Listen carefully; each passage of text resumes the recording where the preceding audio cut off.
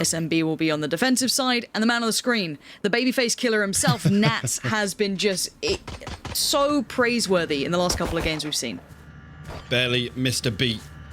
You see here, Defo actually going to deal with the alarm bot here. The door already closed through market, so to deal with that as well, as SMB already poised back into spawn. Potentially greet this on the way through. It's Izzy and Poor actually potentially looking to walk this smoke, but the wall going to deny that. Yep, all going down. So a little bit of that mid-control toyed with, but of course the extremities being held. Gambit playing a very, I don't want to say standard approach, but a pretty drilled approach. Nothing too unorthodox. Quite similar to what we saw in previous, but now different opponents. Will be Brave on the other side, taking that first real challenge against Redgar, but actually won out by SMB's Omen there. So a big battle to be won in the crossfire. That pinch coming towards A is going to be very tricky to get past, as Russell is going to find Chronicle, and things aren't looking so good for Gambit here. No, and the spike not committed either way means they still have to recover that. You can see Nats has found space, but Shados now feeling a little lonely. As SMB swarmed through, he's going to find the first, but traded out quickly, and Nats now finds himself at a 1v4.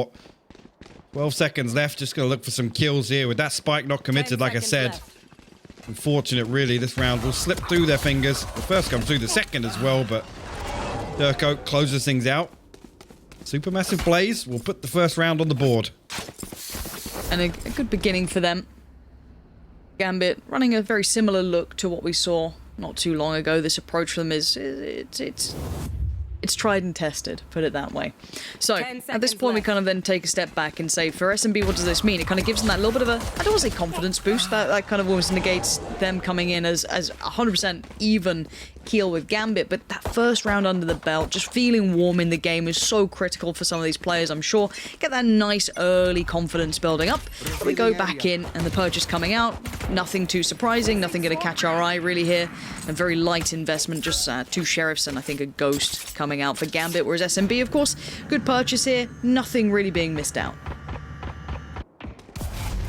See here if SMB are going to give anything away. Again, Brave to pile on the pressure. As Redgar, once again, he was solo in the previous round.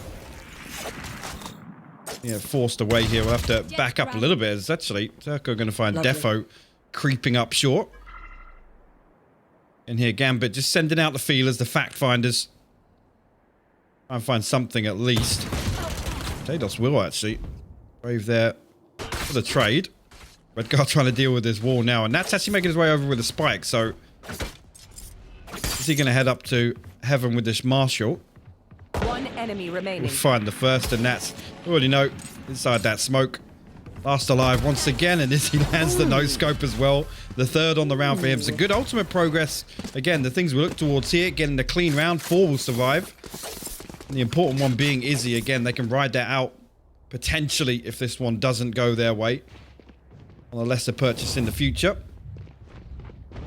Again, without these first 2 round victories, it's Gambit kind of trying to get a feel for what for how SMB are going to play here.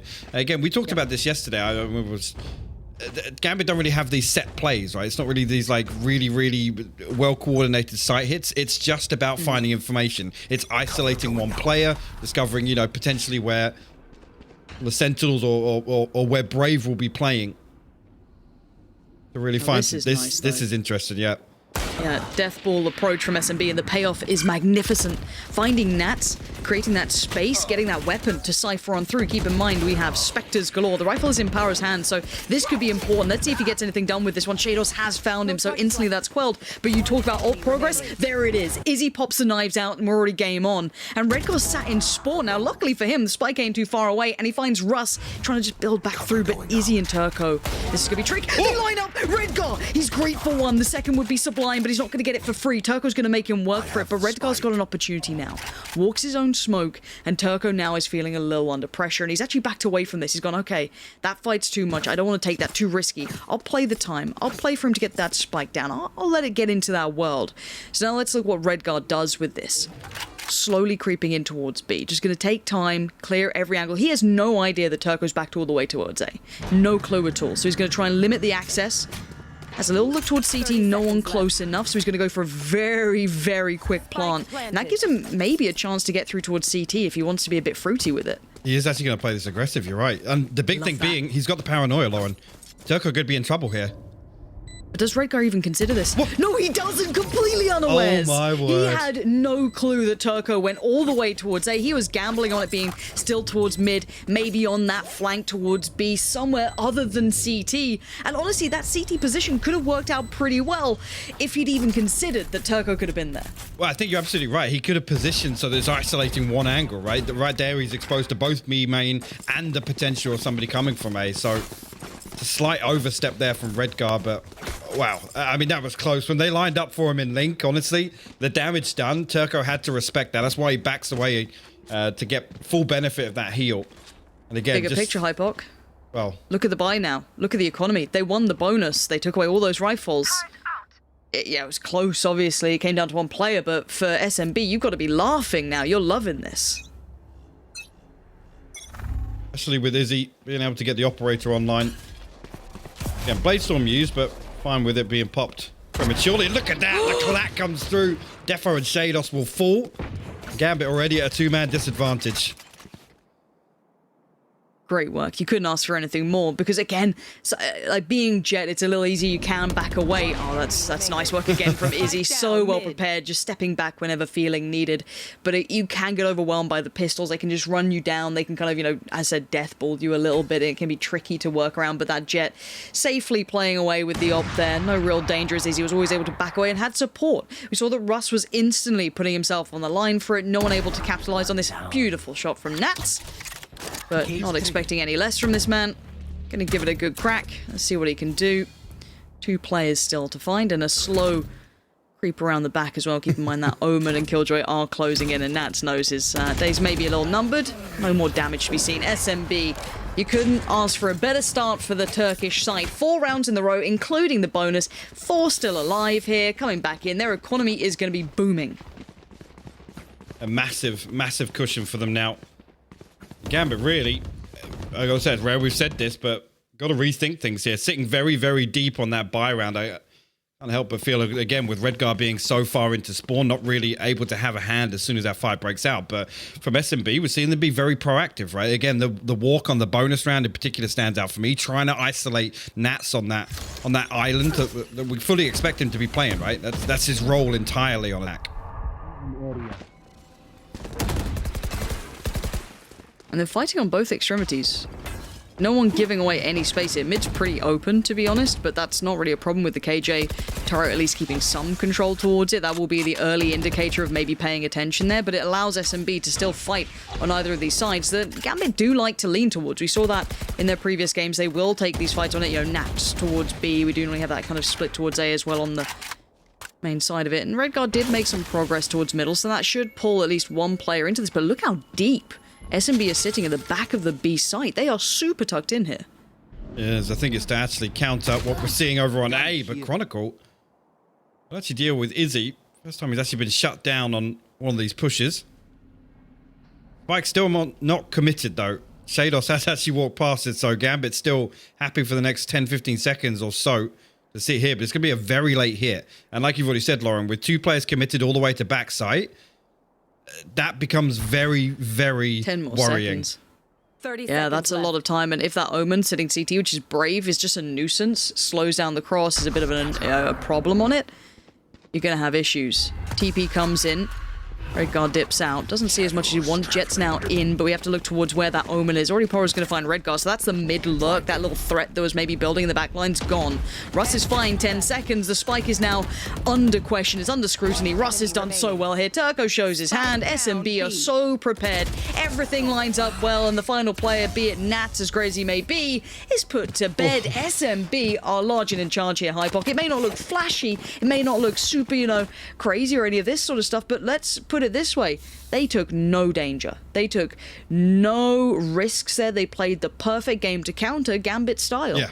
And that's the important thing to know. We talk about, you know, these late hits and one kill can potentially sway it either way, because at that point, Gambit, they commit. They have to try and plant the spike, right? So all it takes is, you know, one bit of resistance and this round falls apart for them. And it just so happens that Turco and Russ allowed to just exist for way too long in my eyes. The TP comes through from Redgar to try and get some information on site, and even then, the position's so deep, and I think Turco is actually playing a really, really tricky spot underneath lane where that's not even noted on the back of the TP. So Gambit are pushing him blind with, what, 22 seconds on the clock? It's just not gonna work against a team like this. If SMB still have bodies, they will brawl. And a well-needed timeout called here for Gambit. Adjust mentality, flow, maybe some of the giveaways, because right now they are being dictated to by SMB, even on SMB's defensive side. SMB are so well prepared for this. As I said, they don't need to overdo anything. They're taking the risks in the right places. I feel a couple of the fights towards that A-long side, the A-main approach, it can be risky. You lose that fight, you feel a bit silly, and suddenly the rotations are a mile away. Let's say that fight towards A goes astray, right? Think how far those rotations from B would have been, sitting back boathouse, you know, again, a little bit of a lean towards that B site. It could have been an issue, but SMB, they believe in their players. They're backing them to win these fights, but let's see what the adjustment is from Gambit here, because there has to be something. Izzy again hunting, and I was Another fight. I was about to mention it. Brave needs to be shut down on A main, because you can see that's, you've already talked about taking these fights on the extremities, but I think Gambit are just afraid right now. They're leaving Redgar kind of solo as well to take that engagement. They're not really in a position to trade either of these extremities. Yeah, where are the trades? And they're not finding value in mid on, you know, as a byproduct of that, you need to find something in mid. And neither of them are happening. And even when they have gone mid, it's been either Izzy actively controlling it, or you maybe have the KJ, your utility still playing a really key piece. And Izzy's not backing away from this. And why would he? He's seen one Sova and no other pressure.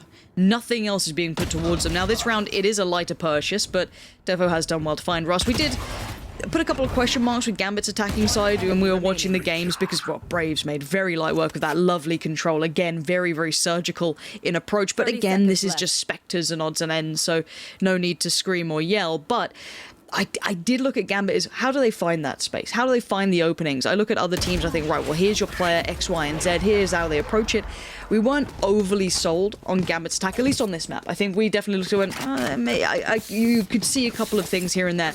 And once again, we're not seeing many opening opportunities. I look towards Defo maybe to create that space a little bit here. He's 1-6. He's not had a great start now. Again, there's a criticism, right?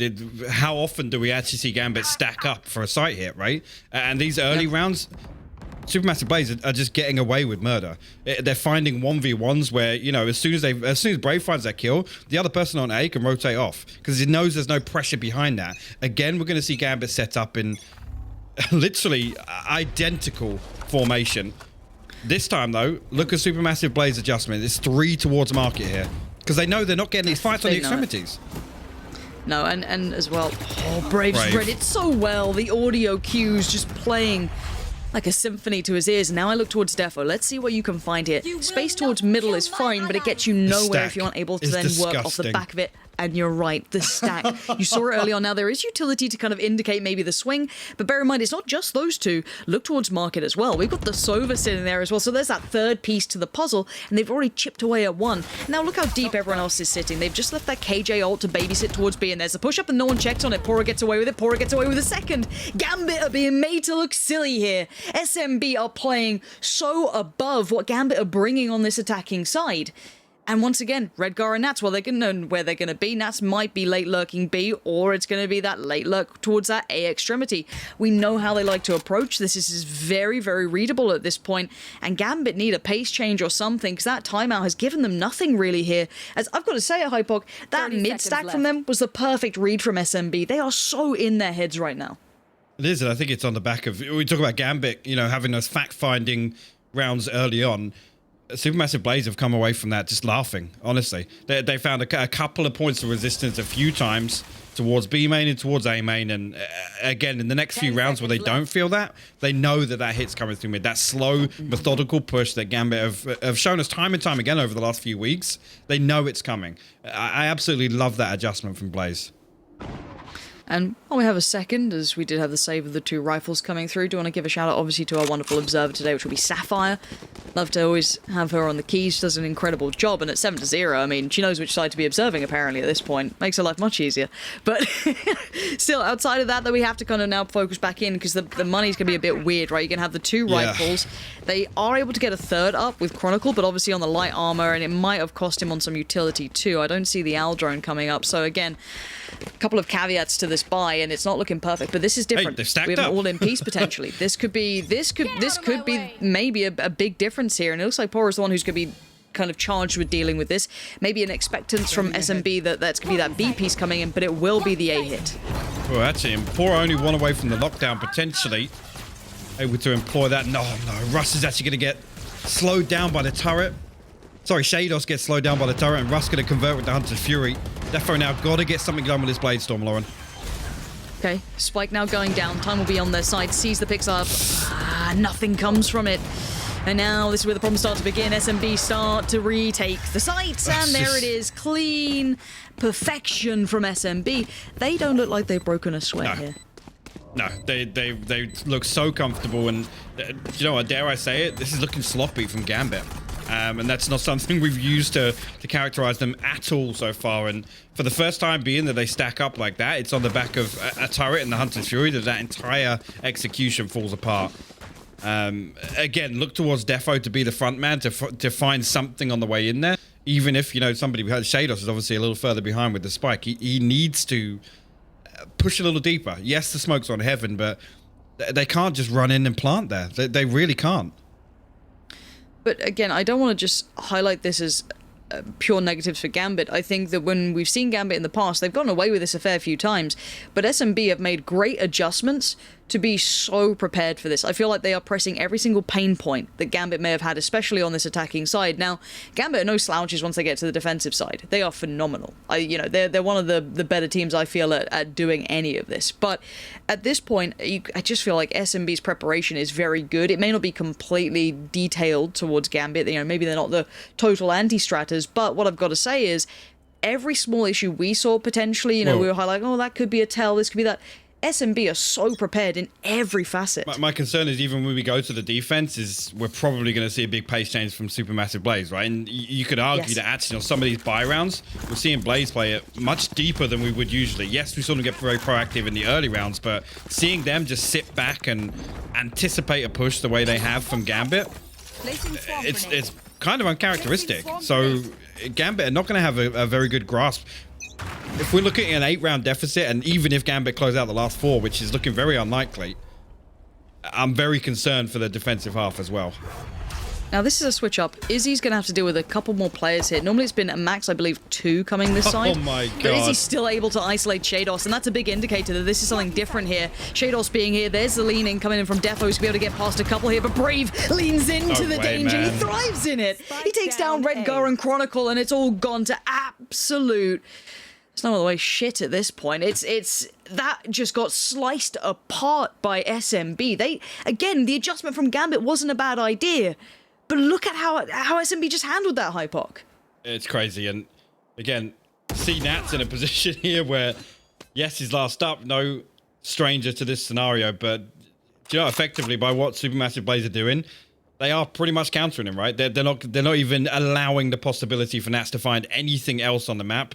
Every single time Supermassive Blaze stack up, they're finding value. They're making absolutely sure that they're mitigating this risk as much as possible, and it's fantastic to watch, honestly. Again, because it's not on the back of what we would typically expect from a team from the Turkish region, which is all out aggression. Fighting to the death for mid, or fighting to the death on one of these extremities. It's just on the back of really, really calculated and structured defense. And Nats really unable to find much value at the moment. Normally pretty clutch, honestly. The Nats fan club that normally I am a part of, I think Jonas is sending over the care package soon, the t-shirts, the badges, the hats, obviously. He just hasn't had opportunity. His normal role comes online maybe in those late lurks, maybe in those, post plants where he gets to kind of be a little bit more clutch, but they just haven't really been having the presence to even get towards the site. SMB have just denied them the whole step of the way. And do you know what? I'm glad to at least see the timeouts coming in from Gambit to try and address this, because the amount of teams who just sit in a deficit and never get anything done. But yeah, I'm glad they called them, but I don't know what the adjustment's going to be. They are finding very few ways forward. It looks like a stack up again, though. Well, that's the thing. I'm not saying anything as, you know, as an adjustment coming out this time. Again, we're going to see him stack up here. Looking like another quick piece, and Defo going to be the one to lead the charge, but Russ going to stop him at the first hurdle. Not even going to get inside. Nat falls as well. Shados as well. Russ on absolute fire right now. This is... this is brutal to watch, Lauren. It is, and you thought the turret was going to be maybe in the hands of Killjoy, but apparently it is going to be Russ just standing there, mowing down anyone who would step through that doorway, that precipice on towards the other side, and here comes the flank from Redgar, towards Redgar from Brave, and there it is, Turco to shut it down. Oh my God. This doesn't seem right. It seems too early to be broadcasting something like this. It's actually insane to see, and again, once again, this is a round where Gambit stack up. They want to try and take this fight, but like I said, it's the first point of contact. Literally, the first player they encounter, Russ, finds 3 kills before they can even get through the choke point. This is absolutely brutal. Again, at this point, you're almost feeling like, okay, forget it, guys. Ascent's over. Like, whatever we can get done, hope for the best. Izzy again gonna swing through. He's feeling himself. And Joe, last time I got to cast Izzy, I was up against, I think it was CNED, obviously on Ascend. So, you know, those two are kind of pitted against each other in a certain way. But I love the fact that we now get to see him kind of have a little bit more freedom, see what he looks like against that. Because as much as you know, look at those results, see how you kind of feel about it either way.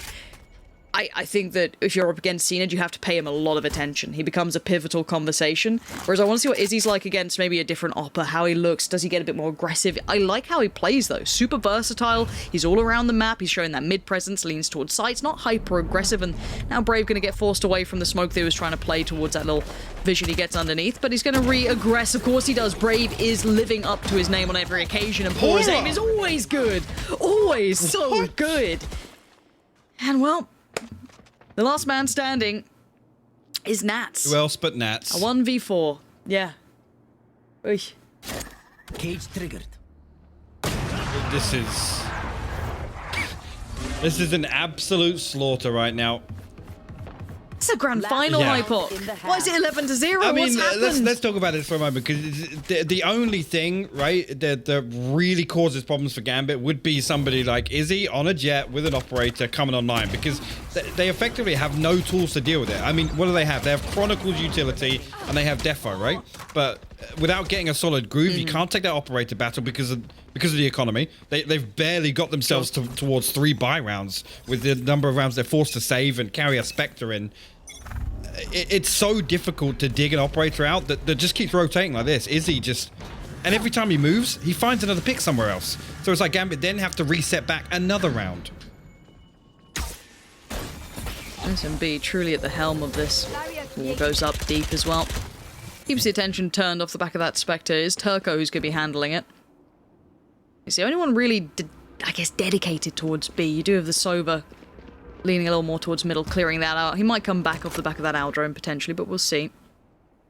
But again, no big interest shown by Gambit early on. A little bit of a lean towards B, sure, but beyond that, it's falling away and looking towards A. That's what I mean. 30 seconds, and they've effectively achieved nothing other than potentially keeping one more player of Supermassive Blaze committed towards B side by breaking the wall. That's it. They're still going to come in here. Izzy still posted up. Not even going to get spotted by Redgar's TP, and he finds a pick. Yeah, Izzy just comfortable, and look at Spray, it's going to line up perfectly for Brave! That's 3! Make it a 4th. No, Shados denies. This is just a display of dominance from SMB, from individual to collective. Every single thing for them is just lining up perfectly, and well... And the lockdown, well, of course. Anything else? Cool. Just layer it on. Here comes the lockdown, and there's the double stack towards short, just to make sure he could not leave the site. The fuse will come in, and SMB is real clean, isn't it? I mean, this rate, we're going to be out of here by 4 o'clock. This is absolutely insane. And the thing is, again, you talk about coming into this, starting halves is never really ever a discussion. But the way that Gambit have attacked against some teams, it's been a concern. And then you come in here and you stare at... We're on match point in the pistol round. Yeah, it's their defensive half, sure. Might need a little time, or a couple more rounds. Just a few. But again, we are in best of 5 territory, so the conversation does change. But it's just because it's such a... I guess... resounding scoreline is the only way to put it. So I think that changes the narrative. Yes, it's just one map in a best of 5. It's a long series, that's fine. But I didn't expect 12-0. We go back in. Will it be the clean run for SMB? They have every opportunity to do it. Down to the pistol to 13-0 Gambit. Not what I was expecting to say at the start of this matchup. And now SMB's attack is going to be leaning towards that A site. Bit of a pinch and that late lurk or late swing through middle from the Sova, but the double stack towards short is going to get pushed away for now. Cam still being utilized. Izzy's going to cross towards site. Big difference here, leading the charge. The Jet just going to be powering further forward, and the wall goes up, so they can't play back in from short too easily. Can't go one player. He's stacked up outside it. Izzy actually going to set up a crossfire with him as well. The paranoia comes through. Defo's out. The trade's actually going 2 for 2 right now. Russ will respond. It's crazy in short here. There's only one player left. Brave, 50 HP, tagged by the Owl drone. Gambit might be getting the pistol round on the board. And Chronicle will close things out. Again, still a long way to go. But at least we're not ending here, Lauren. Very true. They can build back a little, maybe get a little bit of pride going. And when you look back on the stats websites, you don't see a 13-0. That would be nice. But I would say, especially between a team like SMB and anyone, really at this point, oh, tactical timeout. Oh, just why not? I mean, the thing is, at 12-1, do you just force buy anyway? Well, does it really matter? And that's that's the question you got to ask yourself. Because again, it comes into like those unforced errors where, even beyond that, if SMB has one player of a good round, and I look at that roster, I think, yeah, every single one of them could have one good round. It's kind of hard to do it when you have to be perfect. But I have casted comebacks like this. I just don't know if I'm in that much. You know, I'm not leaning that heavily towards my copium reserves yet. I just keep telling myself it's a best of 5, you know. We're not going to have one-sided games the whole day. I can't wait to see the death segment. There's lots to take away from this. True. Have fun with that. Lothar, Kukuka, obviously. Both enjoy breaking that down. Now, 12-1 though. Right. Going back in. Spectre's out. Light armor. It's all in. Why not? You're on a very even by excluding that one rifle and a little bit of armor. Here we go. Another bite of the cherry for Gambit to try and just make a respectable scoreline out of this. Yeah, and again, yes, it's best of 5, but I think at this point we're talking about consolations outside of damage control, and actually SMB stacked up as 4, and it's only Chronicle to hold down B site. He's going to drone here. He could get pushed upon very quickly. No dash actually coming through from Izzy. They will back up. Again, not full information gathered on the back of the Owl drone, but Supermassive Blades, I feel like a little bit of mind games here. And they're anticipating Gambit to be proactive. They need to be the ones in the driving seat here on the defense and take these rounds into their own hands. Keep your mind towards where Shados is playing. He is the one with the rifle. If he's in the right place, maybe the right time, he's probably going to start leaning now. They're going to see the utility come in. It's down to Defo on the side. He does have support there, but there comes the cross. Izzy's already in. Spectre's up close. It's a pretty even fight, and there it is. Damage starting to be done, but it's just absolutely decimated. SMB take the site, and now Gambit are in all kinds of trouble. We've got to see if Nats can bring up some of that brilliance, if Shados can have some of that punch to the power that he brought just those couple of days ago, but now a 3v5. Yeah, lots to do here. Shados actually going to take some damage on the way in. There are a lot of these close angles here, but SMB stacked up, Lauren. It's going to be so tough for them to break through on this retake. On time. That spike is ticking pretty quick, and now here we go. Redgar leans in. That's one. Needs a second, and there we go. It's actually working out. It's just Izzy. Oh my Izzy God. is enough.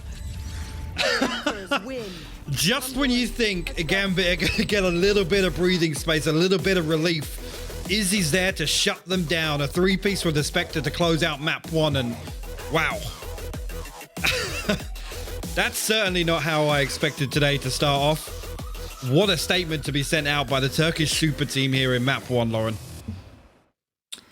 I am blown away by their capability. It was just beautiful to watch, but a calamity for Gambit. They need to pull themselves back together, and they need to do it quick. Otherwise, a best of 5, yeah, it's a little longer, but it will spiral away from you. But before the desk breaks it down, do make sure to enjoy a little bit of a treat for you, featuring our song Paper Planes with Lucas and Steve, joined by Tungenbach.